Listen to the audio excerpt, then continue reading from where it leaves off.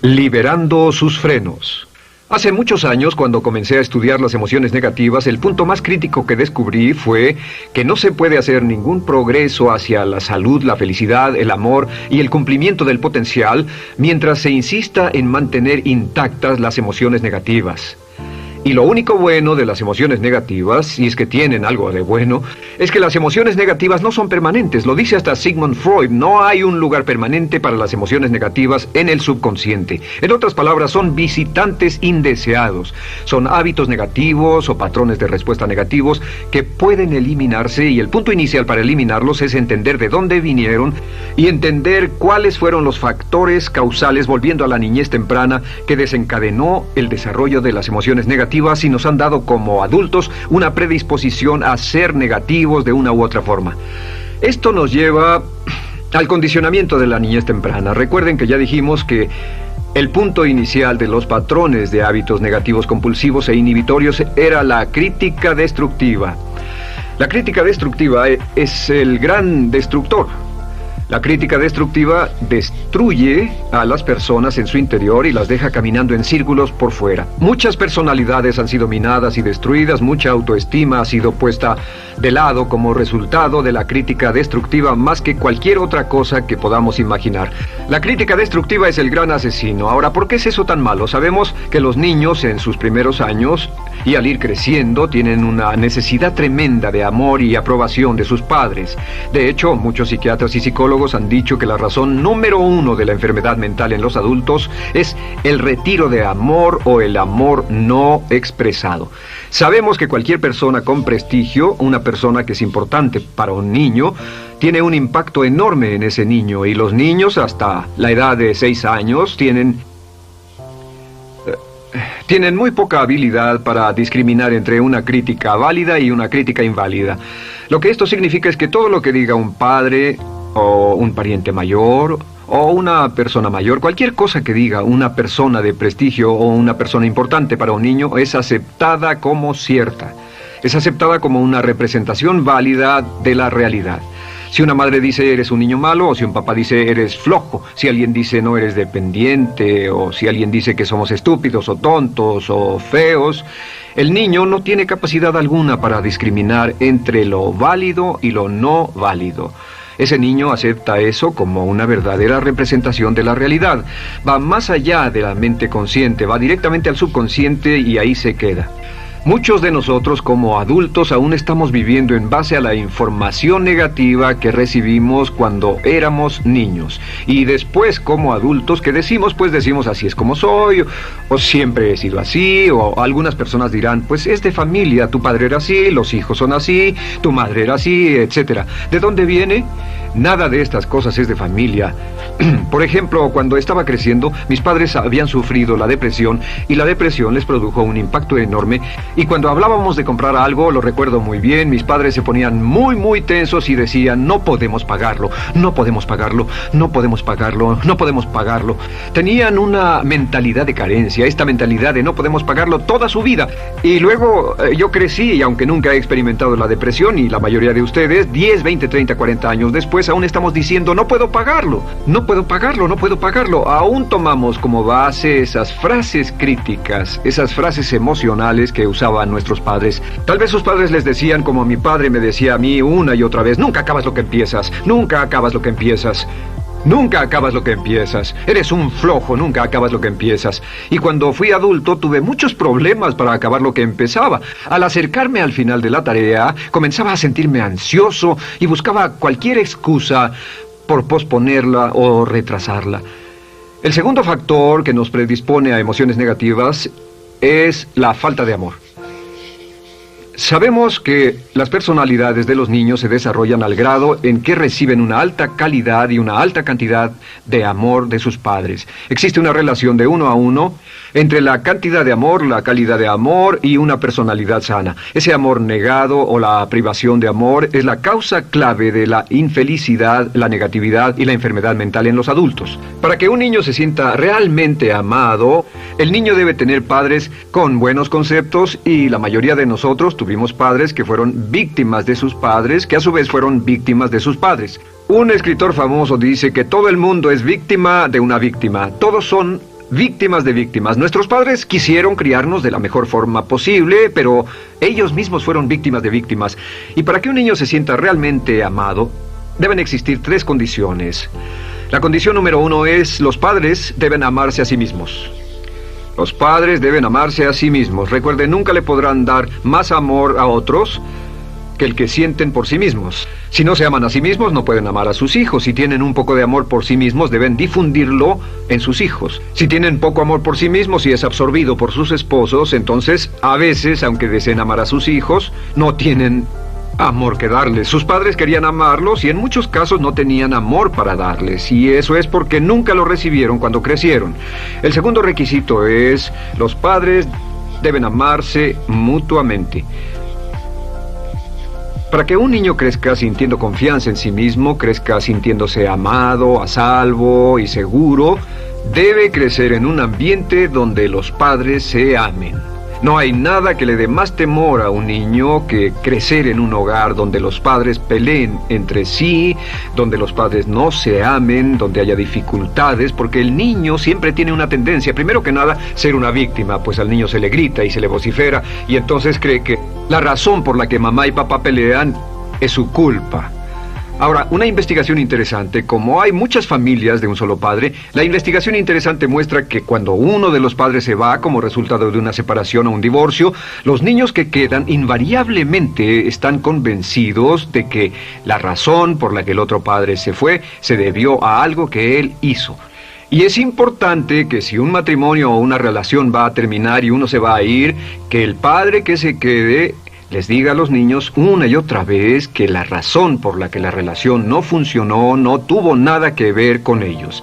Solo tuvo que ver conmigo y con papá, conmigo y con mamá. No tiene nada que ver con el niño. El niño necesita oírlo muchas veces antes de que se sienta confiado y seguro. Y por supuesto, siempre es mejor que un niño sea criado por un padre que lo ama que por 2 padres que no se aman. Una tercera condición que debe cumplirse si no quiere que exista la falta de amor es que los padres deben amar al niño. Los padres deben amar al niño. Bueno, esto parece muy obvio y muy lógico. La verdad es que, y esto es lo más difícil para usted y para mí como adultos, que ni siquiera lo pensamos, que es posible que nuestros padres no nos quisieron. No porque no lo intentaran, querían amarnos y tenían la intención de hacerlo, desde luego, etcétera, etcétera, pero simplemente como tenían conflictos mutuos y problemas sin resolver con sus padres, y sufrieron la guerra y la depresión, tenían que hacer carrera y otras responsabilidades, nunca lo lograron totalmente. ¿Entienden? Esa fue la dificultad. Lo deseaban, pero nunca lo lograron. La única forma en que puede amarse a un niño es pasando una gran cantidad y calidad de tiempo con el niño. Tiempo en gran cantidad y calidad con el niño. 10 minutos al día no bastan. Los niños se consideran valiosos según el grado en que las personas más importantes en su vida pasen tiempo con ellos. Si las personas más importantes en su vida, sus padres, solo pasan poco tiempo con ellos, los niños concluyen que la razón para ello es que tienen muchos defectos, que hay algo esencialmente malo en ellos y que por eso sus padres no pasan más tiempo con ellos. Los niños no piensan con la razón, lo hacen en forma emocional. Solo piensan: mi padre está aquí, me ama, y si no pasa tiempo conmigo, él o ella no me aman. Y si cualquiera de esas 3 condiciones existió o más cuando estaba creciendo, los padres no se amaban a sí mismos, o no se amaban mutuamente, o tal vez no lo amaban porque nunca lo lograron, aunque querían, entonces usted debe haber crecido en conjunción con la crítica destructiva que se llama culpa. ¿Y qué es la culpa? Pues simplemente la culpa es un sentimiento de no valer mucho. ¿De dónde sacamos este sentimiento? Lo obtenemos cuando continuamente gente importante nos critica en nuestra vida y simultáneamente no nos dan el amor que necesitamos. Sentimos que no valemos mucho o que no valemos nada. Y un sentimiento de culpa nos lleva a un sentimiento de falta de mérito, falta de valor y culpa. Y esa culpa, ese sentimiento de falta de mérito, es el mayor problema del siglo XX, la principal fuente de enfermedad mental. Es la fuente principal de los problemas en las relaciones, la fuente principal de enfermedad psicosomática, la fuente principal de la mayoría de los problemas que afectan a nuestra sociedad. Es el profundo sentimiento de culpa y falta de mérito que se expresa o se esconde en los pensamientos o en la actitud: no valgo suficiente, no valgo suficiente. No valgo suficiente. Ya hablamos de la autoestima y de lo importante que es. La autoestima significa me quiero mucho, me quiero mucho, me quiero mucho, me quiero mucho. Las personas que han sido criadas con críticas destructivas durante su vida no solo no se agradan a sí mismas, no sienten que sean lo bastante buenas para nadie, y en muchos casos están llenos de odio por sí mismos. Se odian a sí mismos, se autocondenan o se detestan, y verán que esto sale en sus conversaciones y sale en sus relaciones con otras personas. Las personas que no se quieren a sí mismas, aunque quieran tener buenas relaciones, simplemente no son capaces de ello. Las personas que piensan que no son buenas para nada siempre lo hacen aflorar, siempre será un problema. Ahora, ¿cuál es la razón principal de la culpa? ¿De dónde viene la culpa? La culpa viene de 3 fuentes negativas: padres negativos, influencias negativas o religión negativa. Una de las 3. Cualquiera de estas 3 usa la culpa. De la culpa se valen y aprovechan, en especial los padres y las organizaciones religiosas, por 2 razones. Una es el castigo. La culpa se usa para castigarnos. Cuando estamos creciendo, el castigar es la forma más fácil de hacer que uno se sienta mal. Nuestros padres nos hacen sentir mal castigándonos físicamente o sermoneándonos o regañándonos. Y el castigo es una forma muy eficaz de irnos conformando o de conseguir que hagamos lo que los demás quieren. La segunda razón por la que se usa la culpa cuando se practica en forma consciente, y algunas organizaciones la practican así, es para tener más control emocional en especial, porque se puede controlar a una persona emocionalmente con culpa y manipular su comportamiento. Hay muchas organizaciones que usan la culpa como una herramienta de control y manipulación. Si puede controlar a las personas con suficiente fuerza y en forma emocional, puede conseguir su dinero, puede conseguir su tiempo, puede conseguir su compromiso, demandar sus recursos, etc. Muchas organizaciones usan la culpa para aplicar un castigo. Muchas organizaciones de caridad que se anuncian por televisión, en especial las de causas benéficas que involucran a niños o a personas incapacitadas, usan un sentimiento de culpa. A usted le va tan bien que debe sentirse culpable por estas personas que sufren. O envíenos algo de dinero y eso se encargará de su culpa por un momento hasta que lo incluyamos en nuestra lista de correo, etcétera. Y la culpa es un estándar. ¿Por qué se usa tan comúnmente? Pues primero que nada porque casi todos nosotros la tenemos en mayor o menor grado. Y número 2, es fácil. La culpa es fácil. ¿Por qué nuestros padres la usan con nosotros? ¿Por qué nuestras madres la usan con nosotros? Nuestras madres pueden controlarnos con la culpa en un cuarto repleto. Nuestra madre puede controlarnos a miles de kilómetros por teléfono. Los padres usan la culpa en sus hijos porque sus padres usaban la culpa en ellos y así sucesivamente. Es lo más fácil. No existe un esfuerzo físico. Puede hacerse con una mirada o de reojo o una palabra. Ya sabe que las personas siempre buscan lo más fácil. Esté alerta. Ustedes han sido criados en un ambiente donde se les ha hecho sentir culpa y casi todos lo vivimos. Debemos entender que la culpa es como una letrina o bacterias emocionales negativas que se colocan en la raíz de su psique o su subconsciente y activan todas las demás emociones negativas: furia, odio, envidia, resentimiento, frustración y duda, temor, etcétera. Las crea y las activa a todas, y la forma para en realidad deshacerse del centro es exorcizarlo, extirparlo. Y es lo que vamos a hacer el resto de esta sesión. Primero, ¿cómo podemos saber si nos criaron con sentimientos de culpa? Bien, a esto le llamamos la manifestación adulta de la culpa. Manifestación adulta de la culpa. Puede saber, probándose a sí mismo, ¿cuánto de esto tiene? Número 1, la manifestación adulta de la culpa es que tiene sentimientos de inferioridad, sentimientos de inadaptabilidad y de no merecer las cosas. No siente que merezca que le pasen cosas buenas. Si una persona ha sido criada con crítica destructiva y se le hace sentir culpa, entonces cuando logra éxito, aún con un tremendo esfuerzo, tiene una tendencia terrible de sentir que no se lo merece. A esto se le llama, por cierto, temor al éxito. El temor al éxito es solo otra forma de decir que la persona que ha estado condicionada a pensar de sí misma como poco valiosa o no lo bastante buena, se siente muy incómoda cuando experimenta el éxito. Se siente muy tensa y a disgusto. Realmente si sienten demasiada tensión, comienzan a aspirar cocaína, a beber demasiado alcohol, se enredarán en comportamientos autodestructivos, tendrán una sensación tremenda de ansiedad, como si alguien fuera a descubrir algo de ellos. Hay un libro en la librería que dice, si me está yendo también, ¿por qué me siento como un impostor? Tienen el llamado síndrome del impostor.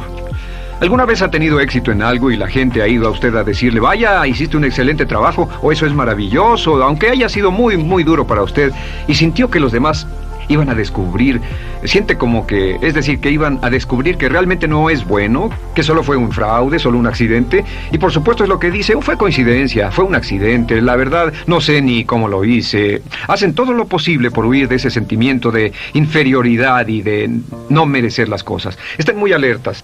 La segunda manifestación adulta de la culpa es la autocrítica destructiva. Hay una línea de un gran poeta que dice, aquellos a quienes se les hace mal, hacen mal a su vez.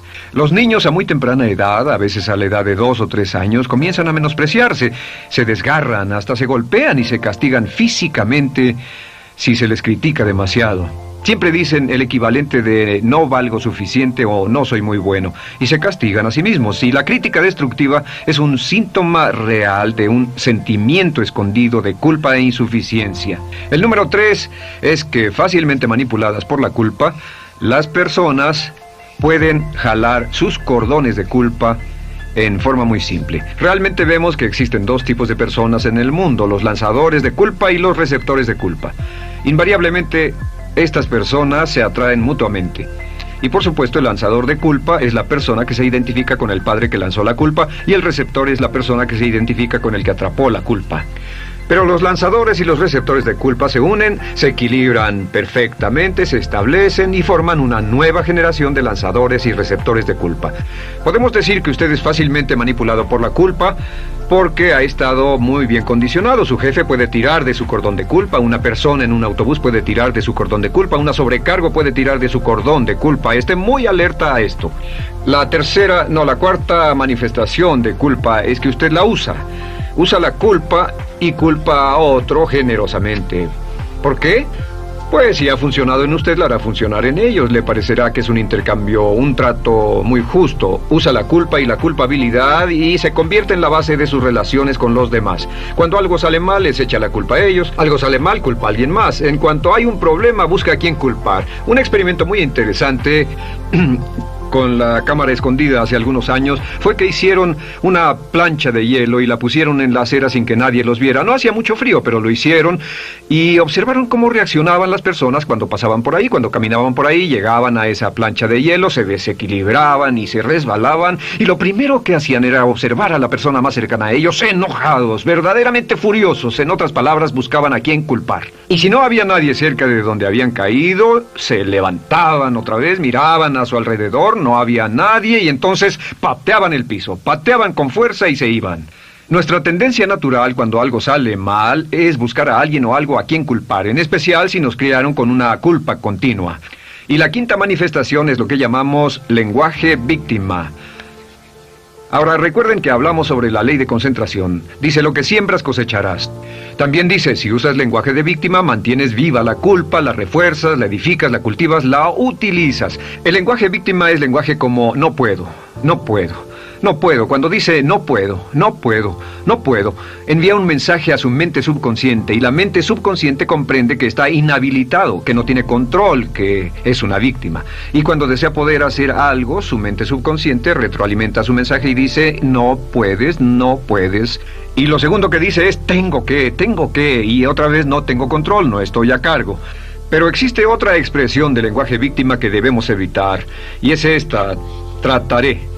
Trataré, sea lo que sea, trataré. ¿Qué significan las palabras trataré? Pues déjenme decirles qué significan. Significan voy a fracasar y lo digo anticipadamente para que no me vengan con represalias. En otras palabras, dice trataré de llegar a tiempo, pero lo que está diciendo es tal vez llegue tarde y no pueden reclamarme porque dije que trataría. Cuando una persona dice trataré, está disculpando su fracaso por anticipado.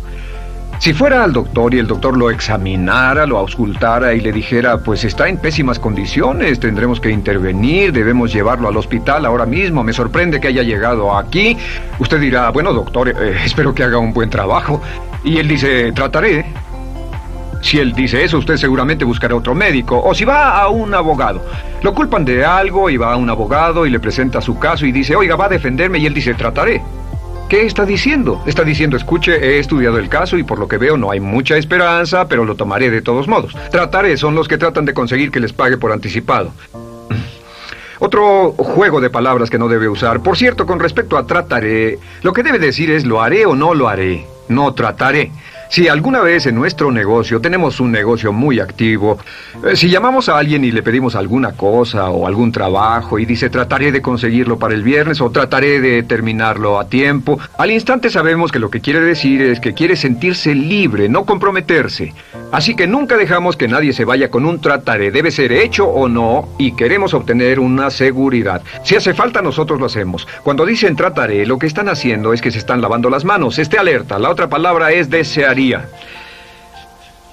Dicen que un deseo es una esperanza o una meta sin energía detrás. Desearía.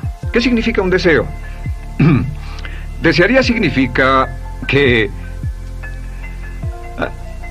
me gustaría tener algo, pero sé que nunca lo podré tener. Cuando dice desearía bajar de peso, ¿qué significa? Las palabras no dichas son, pero sé que no puedo. ¿Por qué no? Por las excusas que tiene y el metabolismo que tiene y los problemas, etcétera. Siempre hay razones por qué debe salir, etcétera. Desearía dejar de fumar. Desearía estar en forma. Desearía, desearía, desearía. Cuando usa la palabra desearía, le muestra al subconsciente que esto es algo que no cree que le sea posible lograr o adquirir. Entonces el subconsciente descarta completamente esto como meta y no le da energía, ni motivación, ni impulso, ni deseo de lograrlo. Así que esté muy alerta al lenguaje víctima. Esté alerta a la expresión sí, pero. O lo haría, sí, pero. Alguien le dice, haga esto, y usted dice, sí, pero. La palabra pero, por cierto, es el gran borrador. Si una persona le dice, podría incrementar sus ingresos o incrementar sus rendimientos, ser una persona mejor o más feliz o bajar de peso o lo que sea, no importa. Y usted dice, sí, pero, lo que está diciendo es que está borrando toda la aseveración que ha dicho antes. Manda un mensaje a su subconsciente que dice, no hay posibilidad. Y no hace esfuerzo, no otorga energía, no ejerce capacidad alguna hacia el logro de esa meta. Y las personas que han sido criadas con culpa tienen 5 cualidades o 5 manifestaciones de adultos. Una es que se sienten inferiores, se sienten inadecuadas, sienten que no merecen que les pasen cosas buenas. Estén muy alertas a eso. El número 2... se autocompadecen continuamente, usan la autocrítica destructiva. El número 3, usan la culpa y la culpabilidad en ellos y en otros. El número 4, son manipuladas por la culpa. Y número 5, usan lenguaje víctima. Así que, ¿cómo nos deshacemos de la culpa?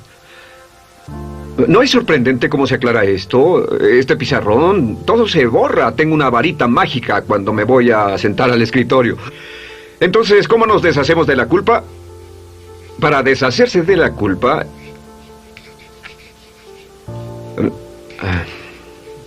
este es el proceso. Tiene algunos pasos importantes. Número 1, el primero de la lista, elimine la autocrítica. Elimine la crítica autodestructiva.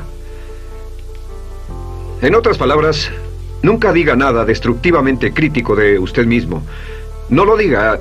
Esta es la regla básica. El subconsciente acepta lo que diga usted como cierto, como un mandato.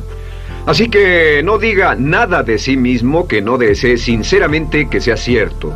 No diga estoy cansado, estoy gordo. No diga no puedo o debo. No diga nada a menos que quiera que sea cierto. Las palabras que van después de la palabra yo son las palabras que su subconsciente registra como mandatos, excepto cuando dice yo desearía o lo intentaré. Así que elimine la crítica destructiva. Siempre hable en términos positivos sobre usted. Me gusta mi persona, puedo hacerlo, lo haré, escogí hacerlo, pero nunca diga no, no puedo. Número 2 es no dejarse manejar por la culpa. Rehúse ser manejado por la culpa. Porque cada vez que le permita a alguien que lo manipule por la culpa, ¿sabe qué pasa? Refuerza y hace más poderoso el efecto de la influencia de la culpa en su vida. Cuando yo crecí, debo decir que yo crecí en una familia que estaba muy influenciada por la religión negativa. Realmente mi madre, Dios la bendiga, tenía un cinturón negro en el pecado e hizo un trabajo verdaderamente soberbio en ello. Y yo tardé en sobreponerme. Cuando me casé con Bárbara, ella también venía del mismo tipo de familia y recapacitamos. Hay una hermosa respuesta cuando uno de los dos caía de nuevo en los viejos patrones. Decía, no tratas de hacerme sentir culpable, ¿o sí? No tratas de hacerme sentir culpable, ¿o sí? Solo diga, no tratas de hacerme sentir culpable, ¿o sí? Y no deje que las personas lo manipulen usando la culpa. El número 3, no use la culpa o la culpabilidad y anuncie que no va a usarla. No la use en otras personas y permita que sus hijos o su cónyuge digan lo mismo. No tratas de hacerme sentir culpable, ¿o sí? Repítalo una y otra vez. Y si la otra persona le dice eso es lo que trato, contéstele no va a funcionar. Y no funcionará. Es que la culpa solo funciona mientras usted no sepa que está siendo usada en usted. El número 4 es lo que llamamos la ley del perdón. Es la más importante de todas. Realmente es el centro, es el meollo de toda esta sesión. La ley del perdón simplemente dice que usted está sano mentalmente hasta el grado en que pueda perdonar libremente y olvidar las ofensas. Que su habilidad para perdonar a los demás es la clave que determina su felicidad y su éxito en la vida. Su habilidad para perdonar a los demás es la única forma de eliminar la culpa. Su disponibilidad para perdonar a los demás y olvidar ofensas es el determinante más importante de si usted está o no totalmente integrado y es un adulto que funciona como ser humano. Porque la tendencia de culpar y de guardar rencores es una tendencia patológica infantil que la poseen todas las personas que están enfermas mentalmente. La habilidad para olvidar, para perdonar libremente, es la marca del ser humano realmente iluminado. Ahora, acepte eso como real. Hay 4 personas a las que debe perdonar. Número 1, perdone a sus padres. Perdone a sus padres por todo lo que le hayan hecho para herirlo. La mayoría de nuestras investigaciones muestran que casi todos nuestros problemas como adultos se remontan a no estar dispuestos o no poder perdonar a nuestros padres por algo que hicieron que nos hirió. Perdónelos un 100%, escríbales, llámeles por teléfono, dígales, o cuando menos perdónelos en su corazón, pero perdone a sus padres. Número 2, perdone a los otros. Perdone a todos los demás. Perdone a todos los que lo hayan herido de algún modo, por cualquier cosa, y déjelo así. Ahora, hay muchos que dicen no puedo perdonar a esa persona por lo terrible que me hizo. Pero recuerde esto, el perdón es perfectamente egoísta. El perdón no tiene nada que ver con la otra persona, solo tiene que ver con su paz mental y con su propia integridad mental. Número 3, perdónese a sí mismo. Perdónese por todas las cosas débiles, tontas, insensatas y estúpidas que haya hecho, porque todas las personas han hecho cosas tontas, insensatas, estúpidas y ridículas, pero perdónese en un 100%. Y finalmente, la última parte de esto, si ha hecho algo que hirió a alguna persona, vaya a disculparse. Es sorprendente el hecho de vidas que se arruinan año tras año por personas que no tienen la fortaleza intestinal, las agallas y el valor para decir lo lamento. Una de las cosas más importantes es desarrollar carácter hasta el grado en el cual hacemos las cosas que son muy difíciles para nosotros, hasta el grado en el cual hacemos las cosas que sabemos que están bien, aunque sean difíciles, en especial cuando son difíciles emocionalmente. Y la clave para deshacerse de la culpa, la clave para ser una persona total y completamente positiva, es perdonar a los demás. Perdone a las personas con quienes ha sostenido una relación. Perdone a sus jefes anteriores. Perdone a los amigos que lo han herido. Perdone las inversiones que estuvieron equivocadas. Perdone a los jefes que lo despidieron. Perdone a sus padres. Perdone a todo el mundo. Desarrolle una actitud hacia la vida con la que rehúsa guardarle rencor a los demás. Solo repita una y otra vez: los perdono a él o a ella por todo. Los perdono por todo. Los perdono por todo. Y eso es todo. La clave para librarse de las emociones negativas es rehusarse totalmente a continuar con cualquier situación negativa. No olvide que es un acto muy egoísta y será tan egoísta como usted quiera. El acto del perdón lo libera y libera a la otra persona y le garantiza que se moverá rápidamente hacia el cumplimiento de su potencial.